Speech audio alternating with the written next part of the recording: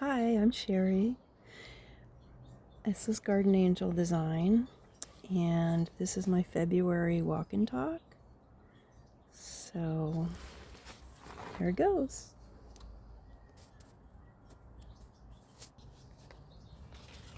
So I'm in the back part of the garden by my really big oak tree, and lots of times I start on that porch over there is where I start filming, and then I go down into the garden. But right now I'm over here in my little nook area.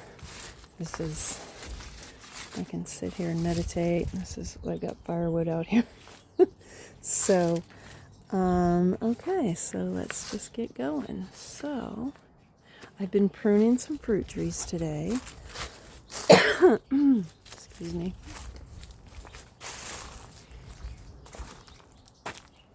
I do want to show you a few things right here. So, this is hummingbird sage, and it has started to bloom. It's a California native. And see that spike right there is from last year. So they can get pretty tall. The hummers love them. And they spread. So this is dry shade. There's no irrigation in this bed. And I planted him here initially. And so I've got like one. There's another one. It's not blooming yet. Another one here. This one fell down. But it has spread itself around this bed. See, it's going, I'm walking on the path now. And then there's more over on this side of the bed, right there, by the compost. It takes a while to spread. It's taken several years, but it's nice, and it's a California native. So, yeah. Here's the next thing I wanted to show you, or that I want to show you, is this is what I compost my, the leaves from my oak tree, which is way up there. It's a huge tree. So this is just really rich compost. It's so rich and crumbly, and it's just amazing stuff. So I use these are like dog kennel things, or for rabbits or whatever. And I use them to put all my leaves in. And I usually have 2 of them. The other one I already emptied, and it's potted up, and all the good soil's potted up for me to use when I get a lot of my veggies planted. So yeah. Oh yeah, let me show you this while we're just right here. This has got little pollinators in it. It's my calla lily. Yeah, they started over there and then went to this one, and now they're here, and they'll probably go over there next. Oh, and this is a really lovely plant, also a California native. This is pink flowering currant, so it's just starting to bloom. I do have a short on this up that shows it full size. Not full size because it would have been pruned, but this does get to be 5 to 8 feet broad and tall. And it's really beautiful when it's blooming. Yeah, and so this whole area back here that I'm showing you is more like my native zone for native pollinators to pollinate the plants that are back here. And then, so what I just finished was pruning. I did this apple here. This is my Fuji apple. Pruned that for fruit. And this one here, which I'm really happy about because it did have some scale. And that's all gone now, and I'm going to keep an eye on it. But this is a really good fruit, French prunes. Yeah, so, and it is bare root season, so it is the time to pick up some fruit trees that you want to maybe fill in some gaps that you have in your garden. Now, back there, that tree, right? I want to just walk over to it, just to show you. This tree right here is a vitex. It's completely dormant. I haven't finished cutting the top parts off, but I've been pruning for the past couple hours, so I thought I'd make this video now. Yeah, and it just really feels like spring in this garden. Everything is just, coming up and just really taken off. And it's February 12th. So, yeah. Okay, so I do want to show you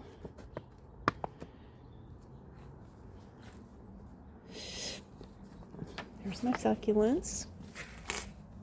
This is the bottom tier. And here's actually some of that hummingbird sage that I brought from that other area to here. It's in the pot. And it's got a bloom.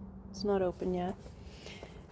Yeah, and then here's the second tier of succulents. Oh, there's lots of them. And then up here. Yeah. Oh, yeah, and then I have some spilling over onto these stairs over here. This is an amazing herbal plant. It's called Hoya. It's anti-inflammatory.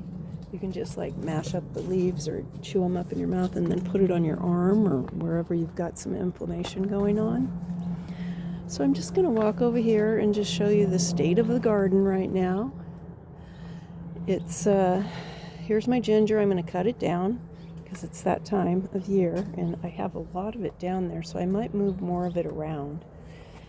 And then the hydrangeas are going to need some pretty good pruning down there at the bottom. This one I did some work on already, so it's got a pretty good shape. And I think that, so I have this one here, which came from a cutting from Marina. I really love that because it's got like a double flower. Now this one, oh good, there are some buds. I thought it had died, so I'm really happy about this, and I'm gonna cut that down so I can find more of the buds. Now this is a variegated one over here, and see, isn't that nice? I really like it. Yeah, and these are all like old leaves and stuff on here, so I'm gonna be cutting it lower so we can see, the new buds coming in. Okay, and oh look, I also want to show you this because now I'm not sure when the lupins started coming, but these are lupins and they actually spread around the garden and they're popping up everywhere around this time. Oh look, there's some columbine, not blooming, but okay, so yeah, so the lupins, there's one right there, and there's more over there, right there, there's more, and then there's some across the path. So what they do is they fix nitrogen in the soil, which is great. Yeah, we always want more nitrogen in the soil, right? So that's good. I have this little, this is a small golden delicious apple, and I still need to prune it, but that'll be quick. That's always pretty quick. And I decided what I'm going to do here is I have this trellis here, this wired trellis, and I grow my Romano beans there, but I also put this trellis on this side. It's all connected to my arbor at the top, and I'm going to grow some other beans on here, and I'm going to get one more of these trellises for the other side over here. So it's gonna be like a horseshoe shape kind of full of beans. Different beans will be growing here, and then if I really get ambitious, I might put some more trellises up because there's a lot of climbing stuff I like to grow. Okay, and then the peach. This little peach is blooming. Yes, I pruned it kind of hard, and I'm glad about that. I think it is a snow queen. And then this one is it citation? No, that's the rootstock. Oh, this is the snow queen. Oh, great. This is a superior peach. with a white flesh. The fruit is small, but the taste is just over the top. I highly recommend Snow Queen. Yeah, it's really good. Yeah. Okay, let's see what else. Let's see. So,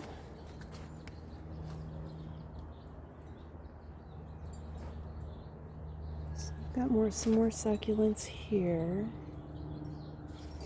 Okay, let me tell you about some of my plans. So I have a bunch of seeds starting now in my little greenhouse in the house. And so I'm going to have a lot, and some is flowers and some is vegetables. So it's been so easy too with that greenhouse. I just can't believe how easy it is. And this is my grape that I thought, I wasn't sure if it was going to make it, because it was sitting in a, first of all, a client gave it to me, then it was sitting in a pot for like a year. And then I had one of my garden helpers move it to this spot, and I didn't know if it was going to make it because I just couldn't tell. But now I'm noticing it's starting to leaf out. It's got some buds here and there.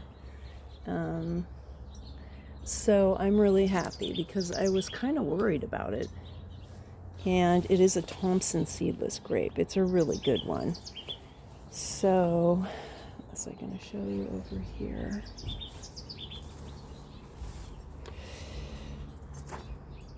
Yeah. So, I think that might be it. Oh yeah, here's my cherry. Look at this. This is really budded up. Yeah. And it's in an oak barrel. So I'm in California. There's a lot of wineries. We can get oak barrels for like $20. And the thing about growing fruit trees in oak barrels is that the dirt settles in, and after 2 or 3 years, the barrel is rotting, and by then the tree has settled down to ground level. So that's one way to plant bare root trees, and it ends up being very successful. So that's what's happening with this one.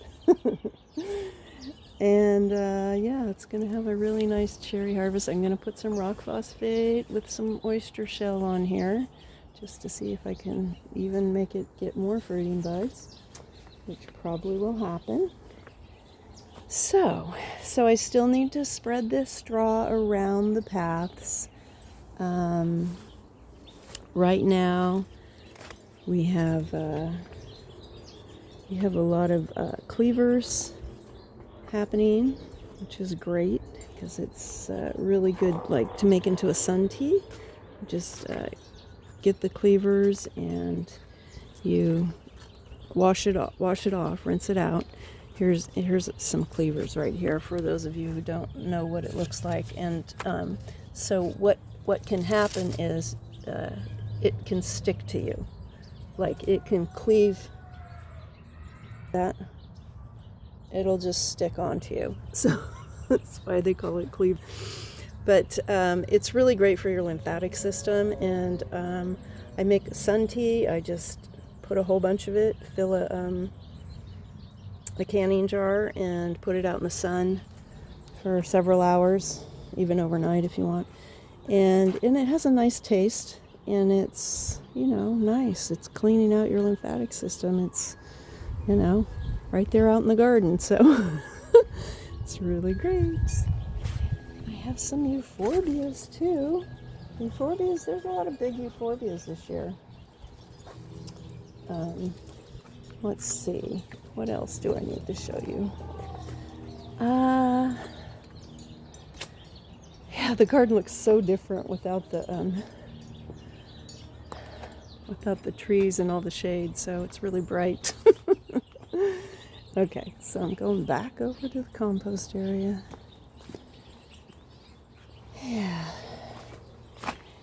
Yeah, whew, that's a nice euphorbia right there, really big. this is an area right here underneath my greenhouse window. That's my new greenhouse window.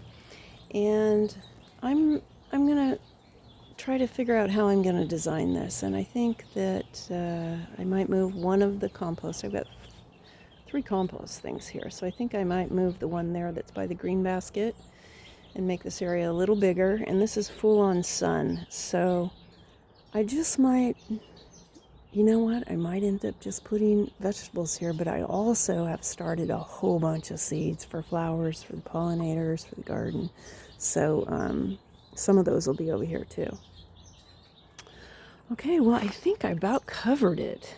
The artichokes are getting big back here, and then I think altogether I've got like 11 artichoke plants, so I should have a really good harvest. I'm going to put some oyster shell rock phosphate around those at the base, and then I'm also going to put some wood ash, and yeah, that should be enough. That should make it work. And let's see if why this thing is not working. I don't know, it needs more water, I guess. It's my little fountain thing I got from Amazon. Okay, guys. Well, you guys, thanks for watching. It was fun. Okay, I'll see you next time. This is my February 2026 walk and talk. Okay, bye.